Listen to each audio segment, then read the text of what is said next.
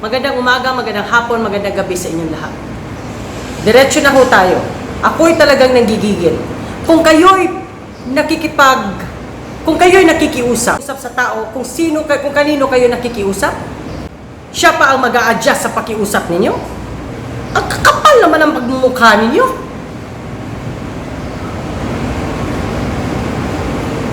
Bulacan chapter. Natuwa ako na nagpunta kayo dito. But you think I'm stupid not to know your heart na less priority ninyo ang ministro? Vanji Redillas, naging tao ka sa PBMA dahil sa nasa puder ka ng ministro. How dare you to tell me na hindi mo matanggal ang red ring sa mga kamay mo, sa daliri mo dahil nasanay ka? Anong ginawa ng Junior? Ano ang ginawa ng Supreme President natin? Ano ang ginawa ni Manoy para ikaw ay naging tao sa PBMA? Hindi ba't nasa puder ka ng ministro? Hindi ba't nakapag-asawa ka? Hindi ka ba't may pamilya ka ngayon dahil sa ministro? Ang bilis naman ninyo talagang makalimot. Yung pinaglalaban ninyong red ring sa mga daliri ninyo, yes, sinabi ko, wala akong pakialam sa mga katawan ninyo. Wala akong pakialam sa personal ninyong desisyon.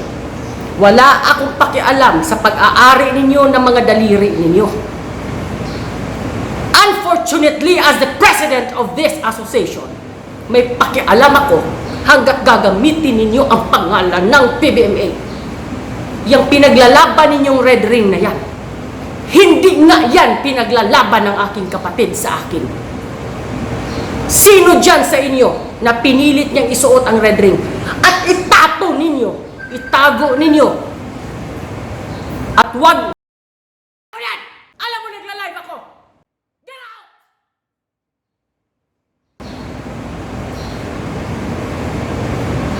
Yeah.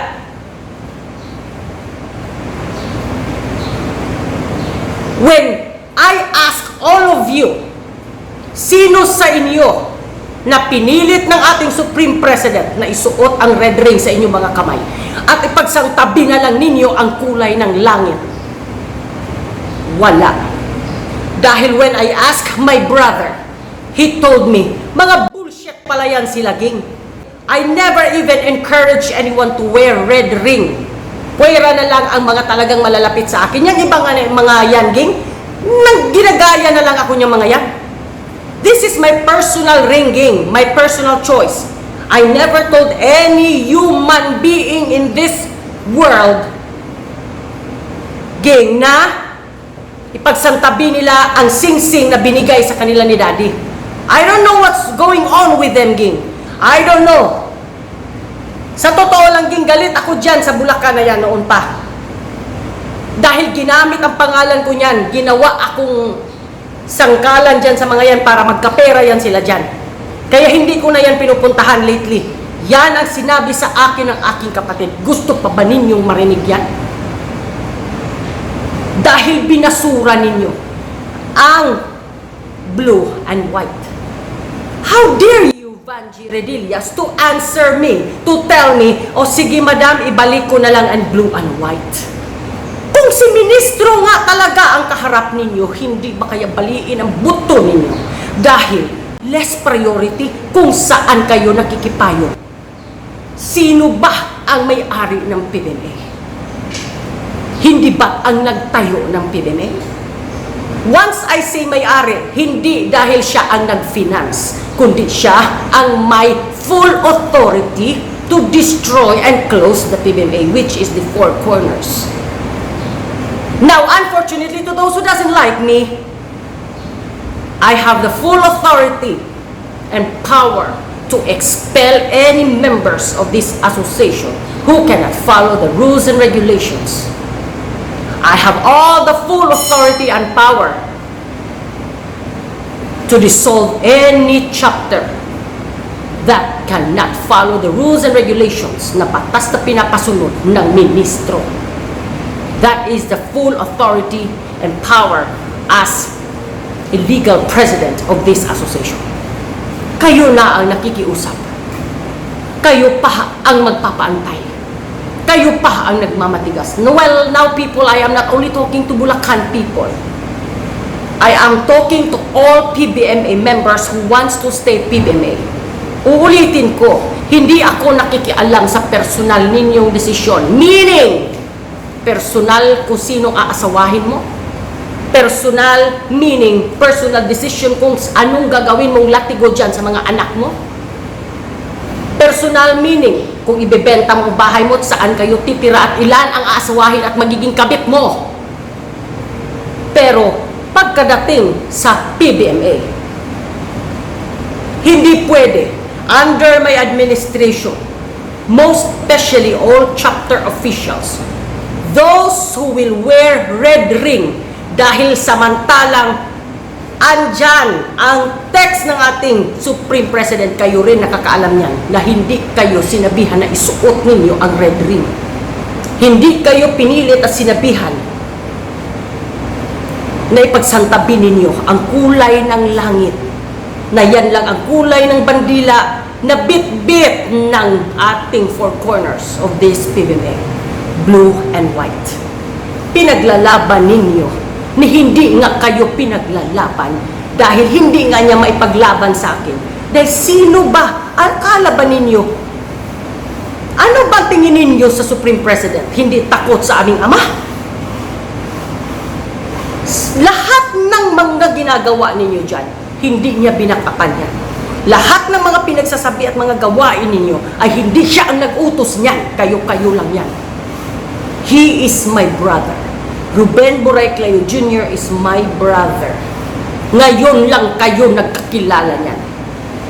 You did not even live in one roof when he was growing up. Hindi ninyo siya kilala. Mas kilala ko ang kapatid ko. Ang mga sinabi ba niya sa akin? Sinabi ba niya yan sa inyo?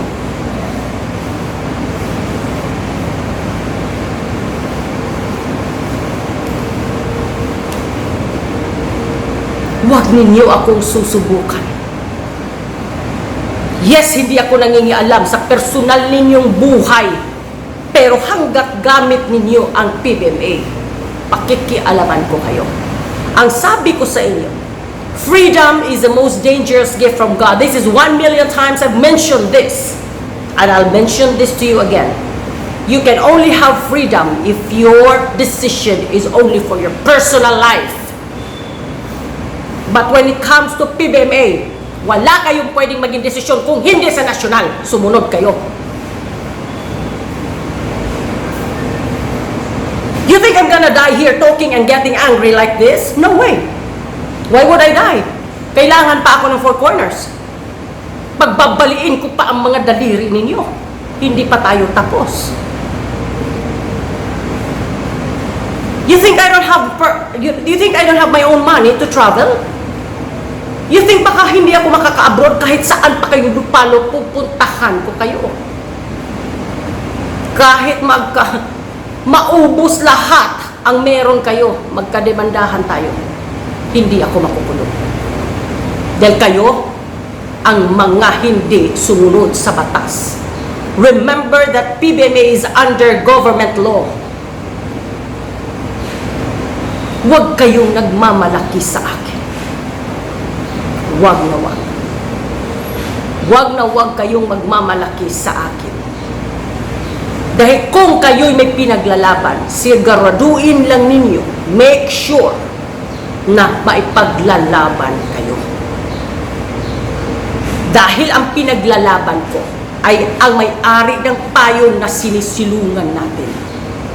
Nakikisilong lang tayong lahat dito. Kahit ako mismo anak, nakikisilong lang din.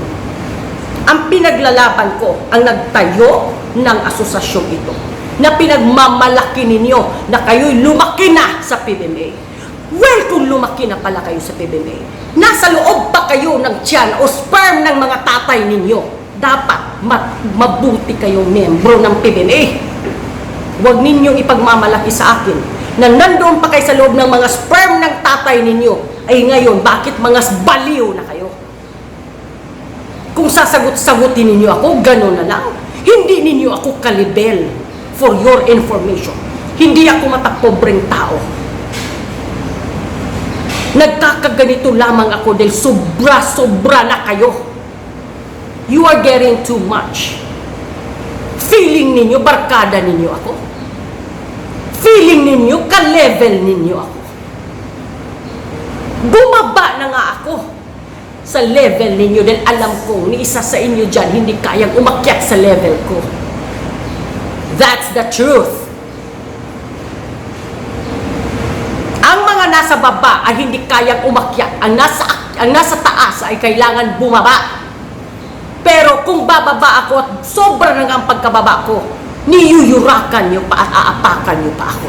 Well, babangon ako para pagbabaliin ko mga buto nyo at bubutasan ko mga noo nyo.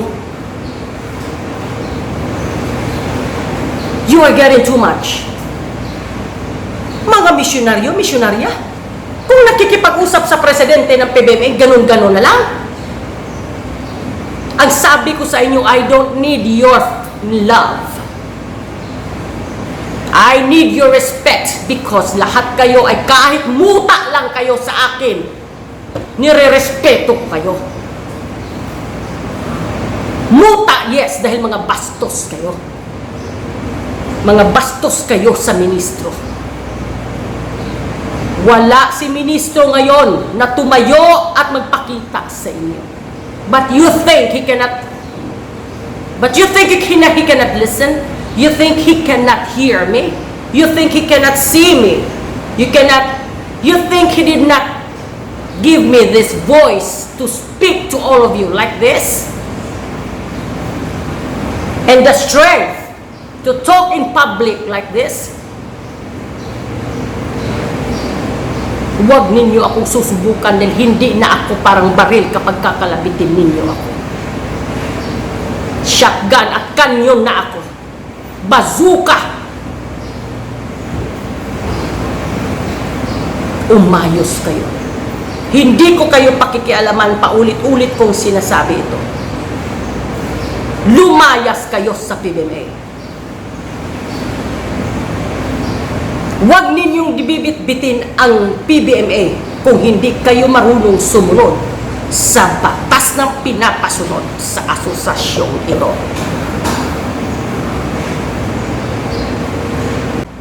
Ilang beses ko na itong pinarinig sa inyo. I even posted this in Facebook. Pero, marami din na ngayon na lang talaga nanonood at nakinig. Pakinggan ninyong mabuti ang mensahe ng ministro. Ito ang huling mensahe ng ministro na binitiwan niya bago siya dinala sa Surigao na ospital. Bago siya pumanaw ang kanyang katawang tao. Our Supreme President is the son of Ruben Edera Ecleo Sr. So anong tawag sa kanya ng aming ama? Anak. Kaya pakinggan natin dahil mismo itong anak na sinasabi ninyong inyong Grandmaster, itong anak na sinasabi ninyo na kapatid ko ay ni minsan hindi yan nagsabi sa akin na pinilit kayo, in-encourage kayo, at palitan ninyo ang aming ama. Kayo-kayo lang yan. Dahil, mismo ang kapatid ko, alam niya ang mensahe na ito. Pakinggan ninyo lahat. Hindi yung mga listahan ng mga pribilege. Even man, magsara ng hatag ng pagpili ng inyong pagsunod. Ang hindi manang, ang tingtupan, may inisyon sa destination. Hindi ka lang katulad ka na, bata kung nakuna. Kalanguan rin nagyatagan sa butuinin sa pagsumak ng kalang wala kayo kayawan mo magtuwa. David to my children, all children of mine, they are not privileged to go against the organization. Please know, woman, this is something to the rules and regulations. Saya mengimbau mengenai privilege. Kemudian yang akan berkini ikan dilakukan dengan dirinya. Mulai tahu menyatakan usaha sopan sebelum the Constitution by rules of the Constitution is very clear that everybody must have to follow. Meaning is that you are making privilege to go against the human government. But if you show yourself that you are leaders, you should have to follow. So ini mereka semua akan menjadi adalah diperlukan bentuk bukan berbeda pada ini. Today is 14 of December. Tomorrow is Saturday. So you can be all in things. The one is excuse to the Lord of the Constitution. Walay Tuhan. Siap akan kesempatan untuk sungguh keuntungan kehadiran dari musuh. Artinya semua pengunjung penguasa. Bagaimana? Bagaimana recognition of the organization? Because the dignity of the organization and the integrity of the staff and of the organization involve the future. Baik kinabukasan kapag nagsabukin ang ating pagkasa ng ating kapag. But if you live, these violations, if you don't recognize its violations or the violations of the rules and regulations of the Constitution, hindi mo alam kung anong mangyari sa iyo sa pinagpasa natin. Hindi mo rin magpalan o kung impedance mo rin ang basis o kung all the judgment. I think that way.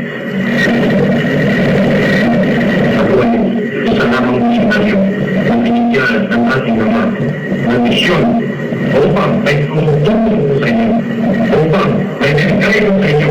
Itong tinutulong ko na ito, itong pinibigay ko na ito, ay isang utos lamang ng ating Ama. At dapat, binigay ko sa inyo, dapat, papalang ko sa inyo, dapat, kayo yung makakalam. Bawat kung hindi yung pagkakulay ng alam kayong mga Hindi kayo mga bingi. Hindi rin kayo mga bulag. Nababasa ninyo ang screen kung ano ang sinabi. Andyan pa ang mga tenga ninyo. Kung may katabi kayong bingi at gustong malaman kung ano, isenyas na lang ninyo dyan. Klarong-klaro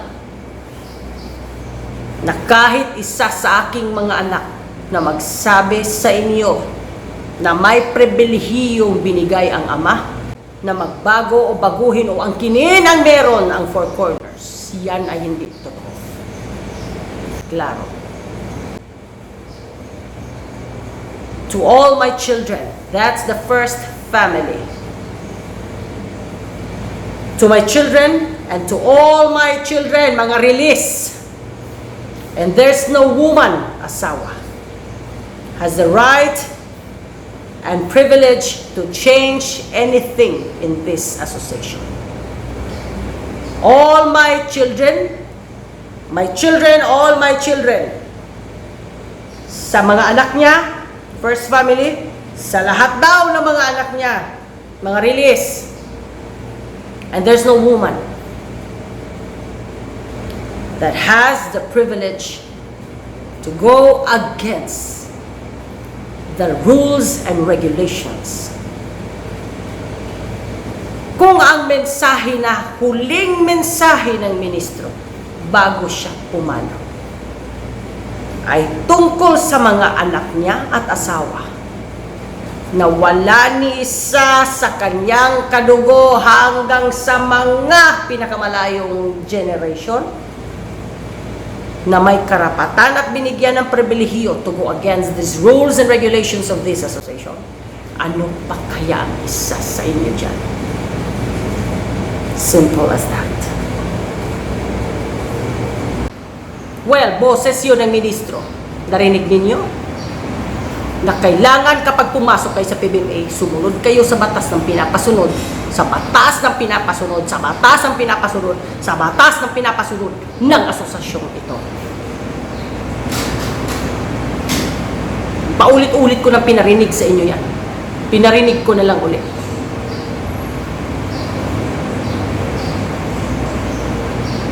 Kung nabobola ninyo ang Supreme President.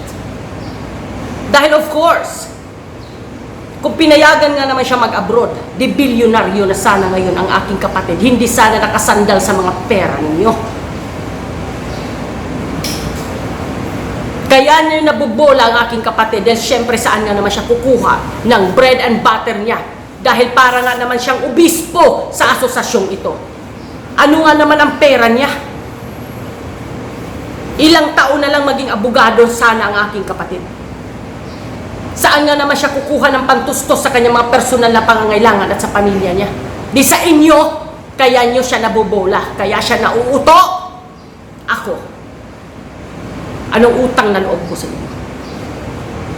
Yung mga sobrang ibinigay ninyo nung maliit pa. Magkano yun?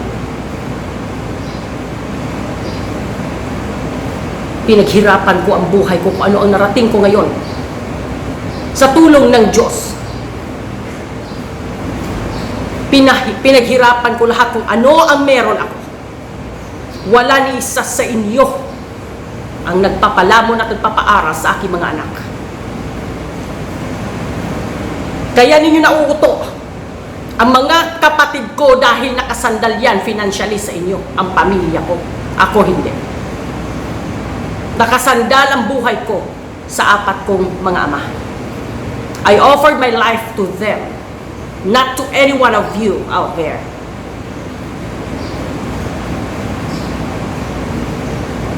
This is my final decision of Bulacan.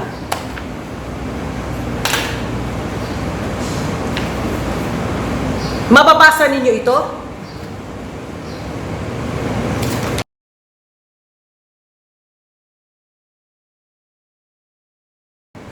Bulacan chapter will be temporarily closed as per board resolution number. Board resolution number 002 series of 2021. Del Monte Bulacan chapter will be temporarily closed for further investigation. Anyone will be caught inside the premises will be treated as trespassers. Tingnan ninyo kung ano ang batas kapag trespassers kayo. Pwede kayong barilin sa loob dahil trespassing kayo.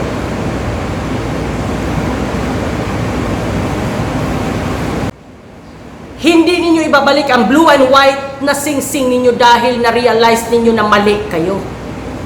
Ibabalik ninyo ang white and blue ring ninyo dahil natakot kayo dahil i-dissolve ang chapter niya at palalayasin kayo. How dare you? Ang inaasahan ng ministro, ibabalik ninyo ang blue and white ring dahil na-realize ninyo na yun ang tama. Ang sakit siguro ng kalooban ng ministro ngayon, yung mga hindi officials ng national, yung mga hindi chapter officials, hindi ko pa kayo pakikialaman ngayon. Pero wag kayong papapel-papel kung naka-red ring kayo. Wag kayong papapel-papel sa PBMA dahil hindi ko kayo urungan. Wag kayong gagamit-gamit ng PBMA. Kung alam ninyo sa puso ninyo na para kayong tanga dyan na salita dyan sa public, na mismo kayo alam ng mga tao at alam ng puso at utak mo na hindi ka sumusunod sa batas ng pinapasunod ng asosasyong ito. Kaya kung papapel-papel kayo dyan, hindi na ako tulad noon. Bumangon na at tumubo na ang mga sungay ko. Punong-puno na nga ako. Kung nasasabi ko sa pamilya ko na I am already full charge to fight if necessary, ano pa kaya sa inyo na hindi ko kayo mga kadugo?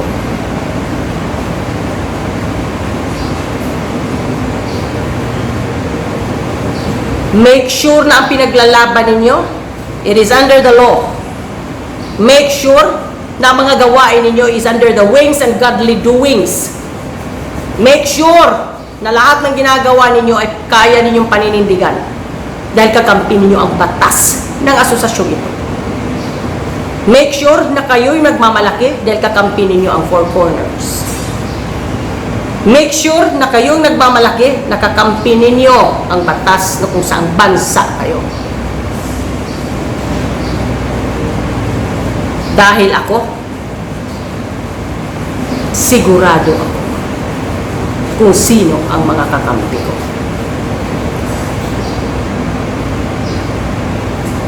You can never pull and no one can ever put down a godly doings just like that. To simplify it, hindi ninyo maililibing ng basta-basta ang mabuting tao na sumusunod lamang sa tamang batas. That's me. Kaya lahat ng mayayabang dyan, humarap kayo sa akin. Ipaglalaban ninyo ang red ring sa mga daliri ninyo, lalo na kung officialis kayo ng chapter, tingnan natin. Ipinaglalaban nyo ang mali, ipinaglalaban ko ang tama. Uulitin ko dahil mga eng-eng kayo. Hindi ako nangingialam sa personal ninyong buhay. Pero pagdating sa PBMA, ako ang masusunod. Ang bylaws ng PBMA, the president of PBMA has the full authority and power to expel anyone who doesn't follow the rules and regulations of this association. In the bylaws of this association, the president has the full authority and power to appoint any officials. Under the bylaws of this association, the president has the full authority and power to dissolve any chapters that doesn't follow the rules and regulations of this association. And as the daughter of the ministro, wala akong pakialam kung 10 na lang ang membro ninyo dyan. Dahil kung nakuha ang mga chapter na iilan ng walang karapatan na Rubinian, ano pa kaya ang presidente? Hindi ko kukuhain, isasara ko at susunugin ko yan. Kung puro demonyo lang nakatira dyan, dapat lang naman sunugin ang chapter. Lalo na kung ipinatayo ninyo ang chapter na galing sa pera ng pinaghirapan ng mga tao, niloloko lang ninyo. Lalo na kung maganda nga ang chapter ninyo pero galing sa panloloko, then niloko ninyo ang mga tao dahil sinabi dyan titira ang ating Supreme President.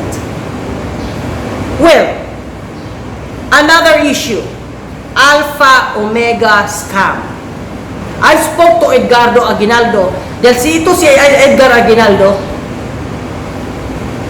ay nasa New York. Sinabi ko sa kanya, madali lang kitang ipa-deport dahil pag-scam ang kaso, walang bail yan. That is considered crime. Ang scamming ay under the interpolling ng batas. Kapag nahusgahan ka ng korte na nang-scam ka, kahit saan ka pang lupalop ng batas, ipapauwi ka dito at ipakukulong at bubutas ang noo mo dahil PBMA ka nang loloko ka. Gets? Ang sabi ko naman, wala na akong pakialam dyan sa mga naloloko. Dahil sa tagal ko ng sigigyaw-yaw dire, walang manloloko na papasok sa asosasyong ito kung walang magpapaloko na miyembro. Naglalaglagan sila ng pangalan, naglaglagan, well, ako itong kausap nyo, huwag nyo akong pagpasapasahan. Hindi ko nga kayo kalibel. Huwag ninyo akong gawin na hasta kayo na kaibigan ninyo ako. Dahil kahit hindi mga miyembro at mga totoo kong kaibigan, hindi ako ginaganyan. We respect each other. I respect them kahit mas mataas ang estado ko sa kanila. And they respect me not because of my money, it's because I love and respect them. Kayo, anong sinusukli ninyo sa kabutihan ko sa inyo? Kababuyan at kabastusan. feeling ninyo, kayo ang nagpalaki at nagpalamon sa akin. Hindi porke mga yaya ko kayo noon, hoy natural din binabayaran kayo. Huwag kayong makikipag-usap na tatawagin ninyo akong gingging dahil ang kuya ko lang, ang manoy ko lang pwede tumawag sa akin ng ging. Huwag kayong aasta-asta kung tinatawag ko kayong mama or papa. Huwag kayong aasta na akala ninyo kaibigan nyo na ako.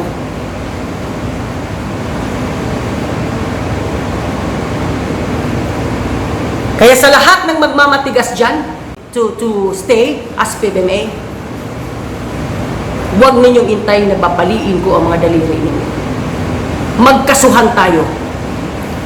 Ibenta nyo lahat kahit kaluluwa ninyo.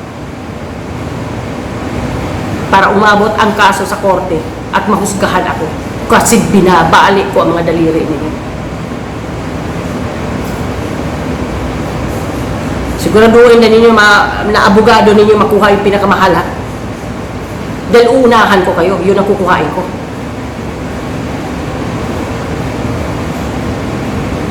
Pinupuno niyo ako eh.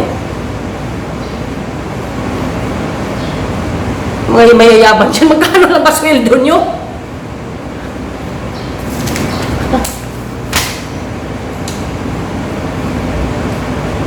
Abroad kayo? Ang yayabang nyo? Hindi lahat, ha? Sa matatamaan lang.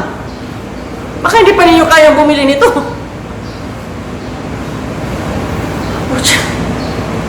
Mayayabang kayo eh. Ipagpakita rin ako ng kayabangan ko dahil ang pagmamayabang ng tao ay dapat meron kang ebidensya.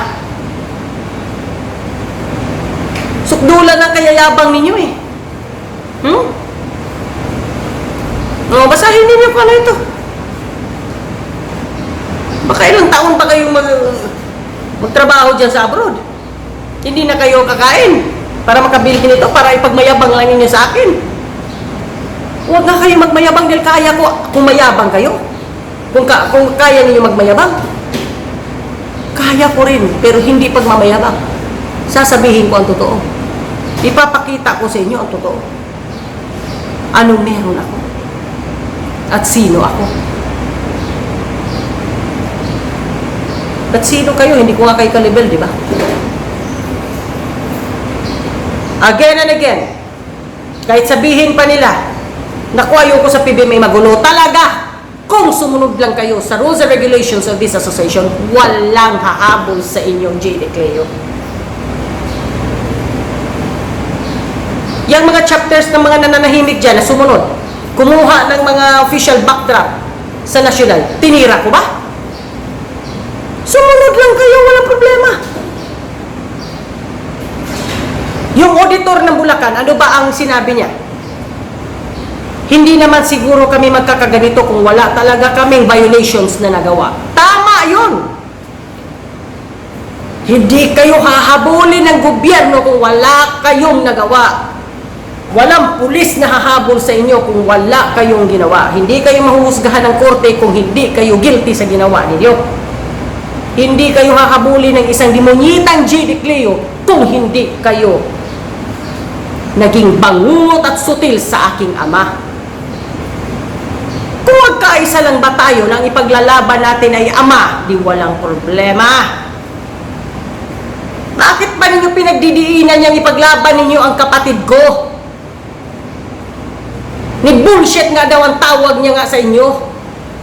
Dahil wala na mga siyang inutos sa inyo na ganyan kayo.